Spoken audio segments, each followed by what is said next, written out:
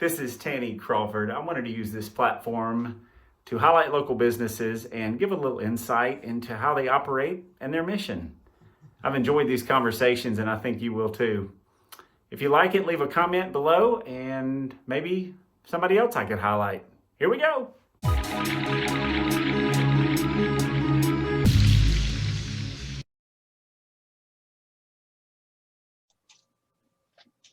Hello, everyone. So I've got Tom Shepard on today. Tom, originally from Indiana, been in Middle Tennessee for about 16 years. And Tom and his wife, Sonia, run Money Sense.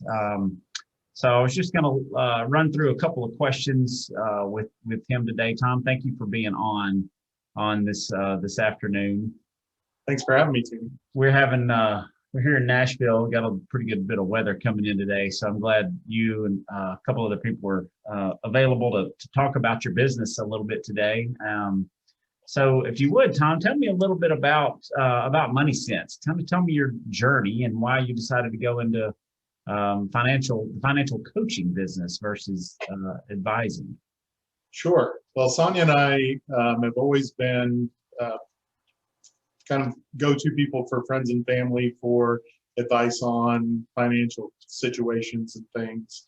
I've spent 23 years working for Walgreens, and even during that time, a lot of times when we get new benefits package or even some new financial benefits, people would come to me and say, hey, what are you going to do about this and why? How are you making a decision on this? And I would gladly walk people through it, and it's kind of been my thing for a while, and Sonia's as well. And when I stopped working at Walgreens about 2 years ago, I took a year and traveled and did spend time with family and things, and we heard about Dave Ramsey's organization, Ramsey Solutions, having a master financial coach program, and where they offered the training to give you the basics for master financial coach designation. And so we took a few months and did the master financial coach training, became certified Ramsey Solutions master financial coaches. We don't work for them, but we have our own business doing financial coaching. And it seemed like a great fit. It's something we've always kind of done informally, but decided to make it more formal and knowing that there are more people out there that we can help. Really, it's the amount of people that are suffering, that are really hurting from either bad choices they've made in the past with money or just lack of knowledge and experience in what to do with and about the blessings, financial blessings that God's given them. And we want to see how many people we can help to really fully enjoy, to really fully implement what God has given them. Oh, that's awesome. So you guys aren't selling aren't selling products. You're really selling a service, right? Right. That's the biggest difference between us and, say, your financial advisor at Fidelity or Schwab or Raymond James, is we don't sell anything. We don't advise you on investing. We coach on day-to-day finances and how to budget if you're not familiar with that. So many people, they just don't know where to begin.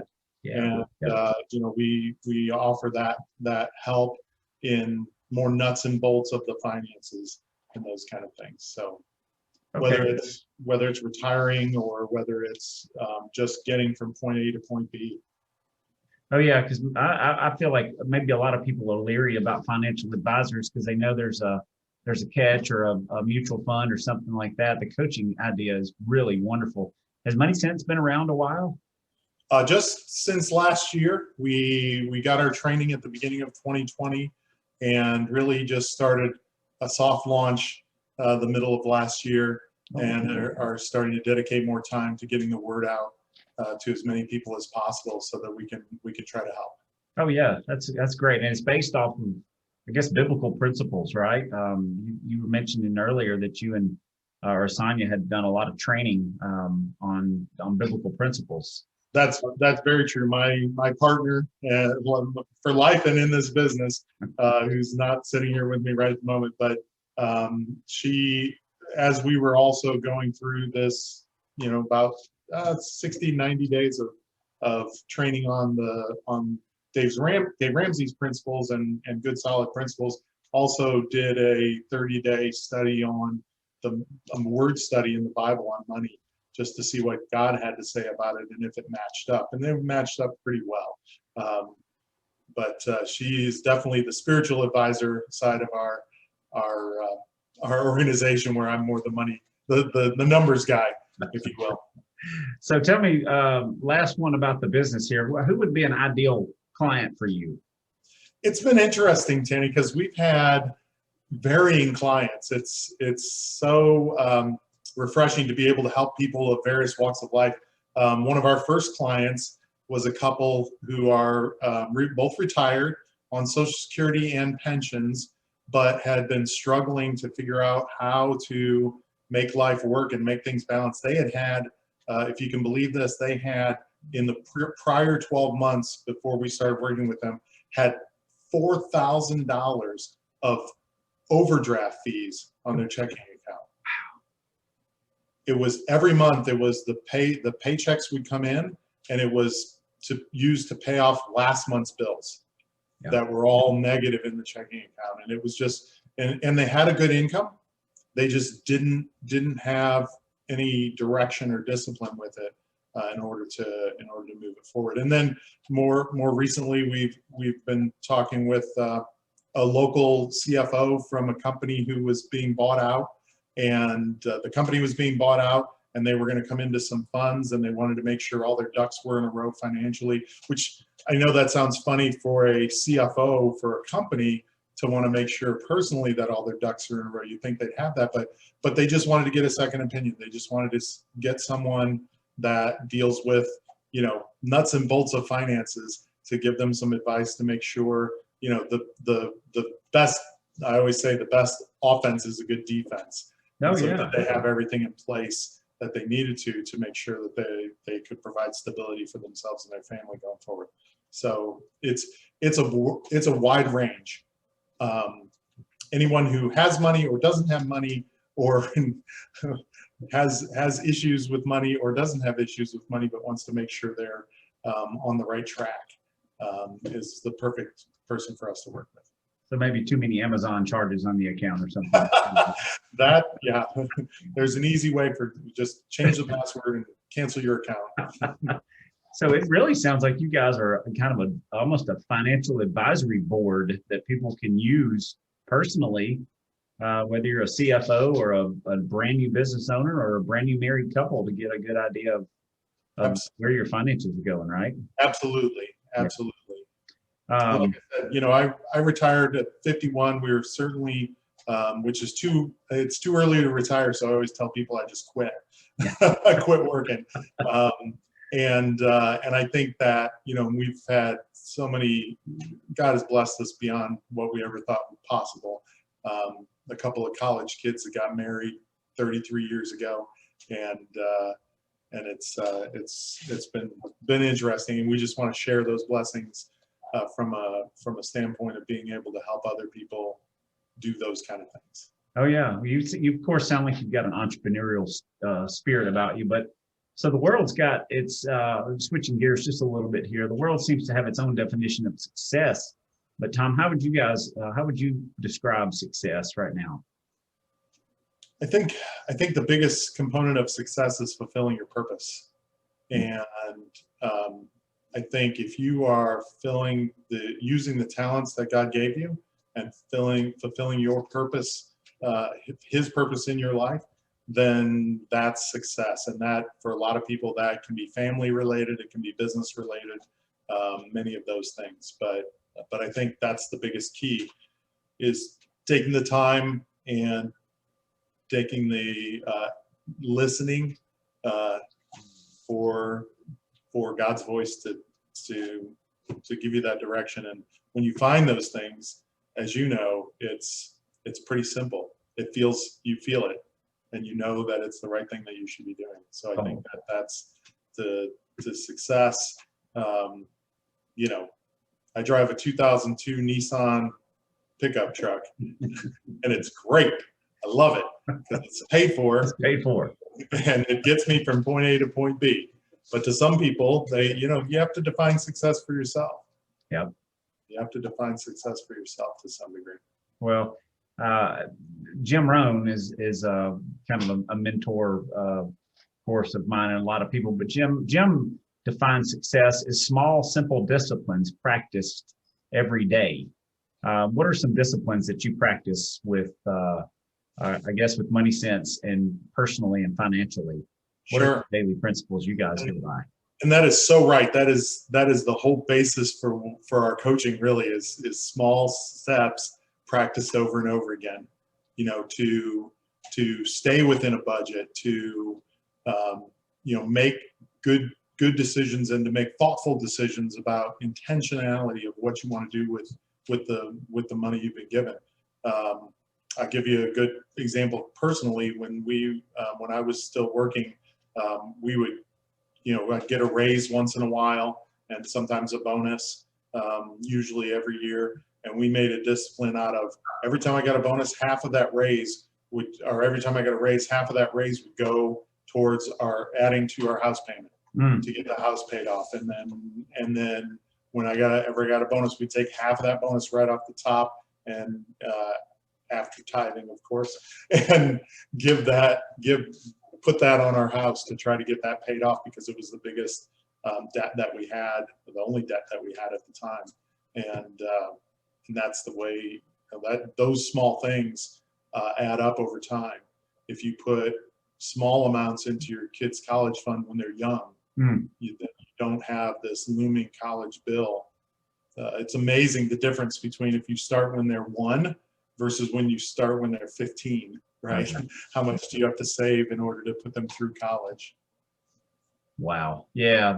Oh man. Well, if some people listening, it may be, brand new on their financial journey, or just getting married, or just getting kicked off, or just starting a new business, entrepreneurial wise. People, they'll have a desire to do more and be more. So if somebody's starting out, the hardest part is to start some daily disciplines. Is there something, where's a good starting point for someone new right now? Like, what are their first steps, like this next week, that they could look into from your standpoint? I think the most important thing is being open to learn. I felt like I knew a lot about finances and things, but learning, going through the process of the learning with the financial master coach training, master financial coach training with the Ramsey organization was great. One of the books that we had to read for our curriculum for that, several books, 5 books that we had to read during that time, was called The Proximity Principle by Ken Coleman. And in that, he talked about, number one, finding what it is that you love and want to be a part of, and then finding a way to put yourself into and around that a lot, right? So often he tells a story about him volunteering at a radio station because he wanted to get into broadcasting, and he just volunteered at a radio station on nights and weekends just to be around it and be around people who did that. And I think that's the biggest thing that you can do. And we do quite a bit of real estate investing, and that's another thing that all the books I've read say, find somebody who's a real estate investor and offer to help them somehow, right? Just for free. Just, hey, can I hang around or buy you lunch, buy you coffee? But be willing to learn, be open to learning, and don't think, well, I know this stuff. Always be open to learning. Oh man, that's so good. Be open to learn. And because you are the sum of the top 5 people you hang around with the most. You probably heard that. And so your bank account will probably also mirror those top 5 people you hang around with the most. And so, part of this interview is just to highlight the business and get people to know a little bit about Money Sense and about you. I've got a couple rapid fire, real quick, Tom, right at the end of this here. So real quick, kind of off the cuff, what's the best piece of advice you've ever been given? I guess financially. Oh, financially. Ooh, wow. was going to say the best piece of advice I've probably been given was a quote from James Dobson, and it was go into your marriage with your eyes wide open and through it with your eyes half closed. Okay. Is that how we check our bank accounts too, with the eyes kind of half closed? No, eyes wide open all the time in that. All right. Here's the number 2. What skill or talent do you wish you had that you currently don't have, or is there a skill that you would like to develop more of? That's an easy one. I wish I was a better golfer. I love the game and I'm terrible at it. So I'd love to play better golf. I'm the same way. I'll bring extra balls if we go play, because I'll lose 4 or 5 for sure. Favorite vacation spot you've ever been to? I think was probably our family took a vacation to Mackinac Island in Michigan. It's an island that's between the Lower Peninsula and the Upper Peninsula of Michigan. It's right there in Lake Michigan, and there's no cars on the island. Even the UPS guy drives a horse and buggy, or a horse and trailer, flatbed trailer that he delivers UPS packages from. I think the city for emergencies has an ambulance and that kind of thing, but nobody privately is allowed to own a car. And it's just a calm and peaceful place that we had a ball. Stayed at a hotel where the only television in the hotel was in the lobby. Wow. And it was just, it's a wonderful place to be. I'd love to spend more time there sometime, but that was back when all of our kids were young, and we had a great time there. So I don't go there looking for automobiles to refinance then, do I? Nothing there. Well, Tom, thank you for your time today. How do people find out more about you guys? Website, phone number?